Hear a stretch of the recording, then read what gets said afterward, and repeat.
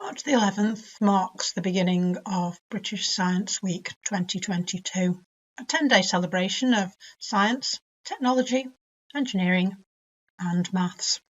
We're on their actual website at the moment. Just scroll down, you can see that the theme this year is growth, and there are masses of activities, ready-made resources available for you. You go to the activity packs. We've got them available for early years, primary and secondary. And if you were to download them, it looks something like this. Loads and loads of different ideas and suggestions, things that you could be doing with your students throughout the course of the 10 days, but also, of course, any other time during the year. Here at 2Simple Purple Mash, we've created a whole area with activities and resources that may help you during British Science Week. To be able to find it, you will be able to go from the home page, where it will be in the featured panel. If you want to see it before then, just jump into Teachers, Featured Panel Calendar, and if we just find March, we've got British Science Week here, with a hyperlink to take you through to that particular area. You can, of course, just cherry pick from all of these wonderful activities, things to ping out to your pupils. Quite often we're asked, how do I know if it's going to be age appropriate for my particular group of students? An easy way to find out is just to hover over one of the activities. Here you can see in the image in the top left corner, it's indicating that this is a cross-curricular activity. And in the top right corner, the little white blocks represent nursery and reception. They're switched off, and the others are going from year 1 through to year 6, meaning that if you were wanting to use this with your pupils as it is, it would probably be okay for years 1 through to 6. If I move across to robot meals, for example, you can see again that this is cross-curricular, but it's probably most suited to years 1, 2 and 3. Not to say you couldn't use it with other age groups, you might just want to differentiate and adapt it a little. On the home page, probably the most obvious place to go and look for any resources and activities would be in the Science Subject folder. Clicking on this, see, initially we have a number of the various different tools that you may use, and then all of the different topics. Hovering over any of them indicates what's inside, and when you actually do click and have a look inside, you've got those ready-made activities again. Just bear in mind that you can also print these things off on A4 paper. It means you don't always have to have a device available, so that you can make good use of these ready-made activities. Back inside my science folder, scrolling down, we also have some printable resources available to you at the bottom. You may have noticed the ever popular mash cams as we scroll through too, meaning that the pupils can, as long as they've got a webcam on their device, pretend to be the engineer. They can record their voices, they can type into the speech bubble what it is they were wanting their particular character to be putting across. Not only do we have the Science Subject folder here, but if you'd like to go to Teachers, Curriculum Maps and Purple Mash in England, you'll find that all the different subjects have their own PDF. We'll go to the science one here. When it opens up, it has the National Curriculum document from 2014, indicating all of the wonderful topics that pupils do over the course of the years. And then also, if I just jump to year 1, for example, plants, year 1, we have the National Curriculum Statement, just a small selection of the resources that we have that would support those particular areas. In bold, you can see which of the tools you'll be using. A hyperlink, which should jump you straight through to the resource, so you could see that it was suitable for your students. And then in the 4th column, what it's doing is suggesting other things that you might do as well. This links really nicely through to the computing scheme of work because it's data handling. And in this case, it's suggesting that you might want to use 2Count to do some pictograms. You could use the branching yes-no databases in 2Question. You've also got the ability to use all of the fantastic bits in 2Do-It-Yourself and 2Quiz, where you can create Venn diagrams, Carroll diagrams, loads of different ways of just sorting, grouping and organising information and objects. As British Science Week focuses on science, technology, engineering and maths, you could of course go into any of these documents also. You'll notice in the curriculum maps that we not only have the Purple Mash in England curriculum, we also have Scottish, Welsh and the one for Northern Ireland. Whichever documentation you are using, everything is being cross-referenced appropriately for you. Another way to quickly find appropriate resources would just be to put a keyword search into this area here. Just type in growth. The system will filter out anything that it can find with a label of growth attached to it. We have a folder, Health and Growth, with ready-made writing projects, mash cams, painting projects, some printables on here. And also, if I just go back again, the Health and Growth printables, all pulled together for you. And down to some quizzes and games at the bottom. Changing the keyword to growing gives you another selection of resources. Click on plants, for example. So you've got loads of writing projects in here, all sorts of activities, quizzes, paint projects, and printables again at the bottom.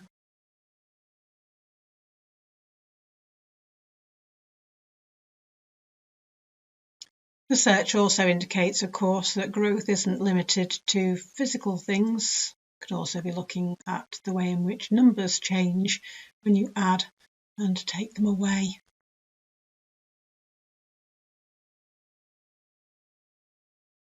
Further down, with our growing search, again, writing projects, brings out a chapter of one of the books from Serial Mash, and then all of these lovely games, pairs matching, quizzes,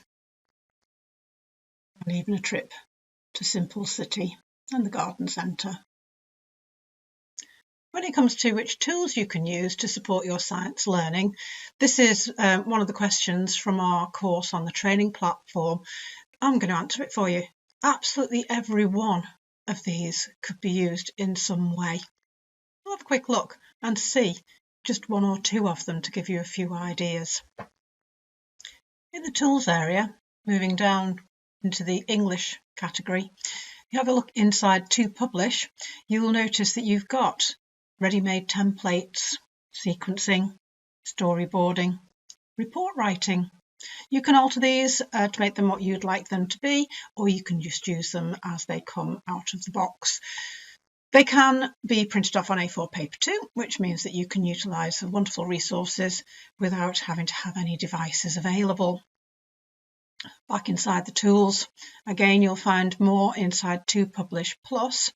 You've also got the wonderful 2Create a Story, and if we just launch that and have a look at the actual adventure story version, the sort of advanced one, I'm going to open a file that I've already got available, and I've put it in here. What am I? I'll just open that up, and then we'll be able to see a pre-made book with all of these different pages. Basically, we're looking at a branching yes-no database, but doing it using a different tool. And what's really nice about it is if I have a look up here, I can see all of the links that are made between the various different pages. What I'm trying to do is to find out what kind of animal I have got, and I've used the hyperlinks to be able to help me to see that. So I want to click on that arrow there, and let's just play. So, click here to start. Can you decide what types of animals these are? Do I have fins and scales? Click on the fish. Fish live in water. They have scales covering their bodies. They also have fins, which help them to move around. So I could just go back and I can choose a different. What am I? Can you decide what types of animals these are? I'll try to navigate towards the dog this time, I think. Do I have fins and scales? Do I have feathers? Do I have fur or hair? Click on the mammal.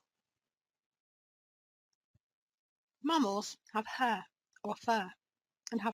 So you get the basic idea of how that one works. Always the handy little video guide in the top corner here, but as you can see, you can have lots of links, you can add your voice, different characters, various different backgrounds, just a different way of representing ideas and thoughts. Another place that you might like to go and take a look at is the 2Connect, where we have the wonderful mind maps. You can do blogging very easily. It just allows everybody to share their ideas and thoughts about a similar topic. You could send out a survey, getting answers back. It's really, really simple to set those up. You've got the fantastic pictogram making. You've got the branching yes/no databases. Got one of those on here. Let's just launch it. We can have a quick look. I'm going to open one that I've already made. I'll take a look at that. Animals branching database. And here we go, similar to the thing that we've just done, to be fair. Identifying them. I do have the ability to be able to play some sound on here, but just so you can see, does your animal have feathers? No. Does it have 4 legs? Yes. Does it have fur? Yes. Then again, we've got to our mammal. We can go back to the beginning. Handy video guide side here. There are so many different things that you can use. To Write allows pupils to write collaboratively on the same virtual piece of paper, as does the 2Connect that I mentioned previously.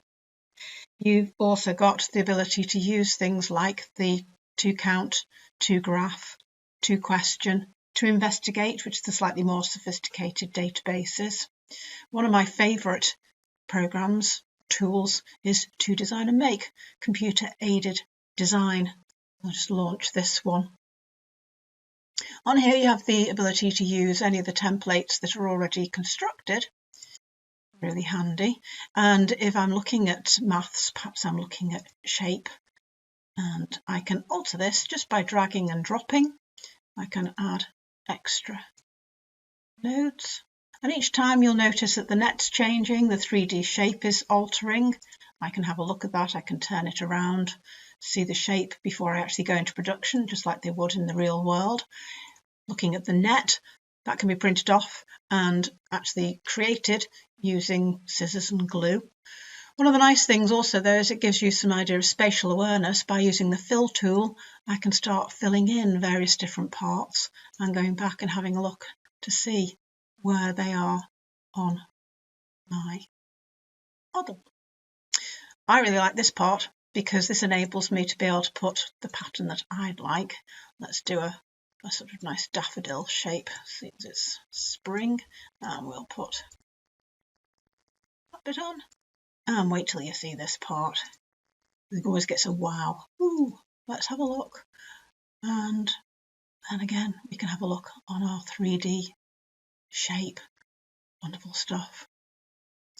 Coming out of that one, we also have the ability to use to animate, perhaps. May not have thought of that, but let's just keep going down, keep going down. Got the lovely PDF annotator you can use there to animate. If I just open it, you can see there's loads of examples there already. I'll just show you one that I was looking at. Click open with a time lapse. We're looking at growth. Let's see how it works. We open it up, you can see that we've got little bit by little bit, we're just adding an extra bit to our flower. I also added some sound, as you can hear. That can be speeded up. So much thought goes into it because you've got to consider what comes next. There's planning, there's sequencing, there's organising, masses and masses of different ideas how you could use it. And as I said, there's examples there already.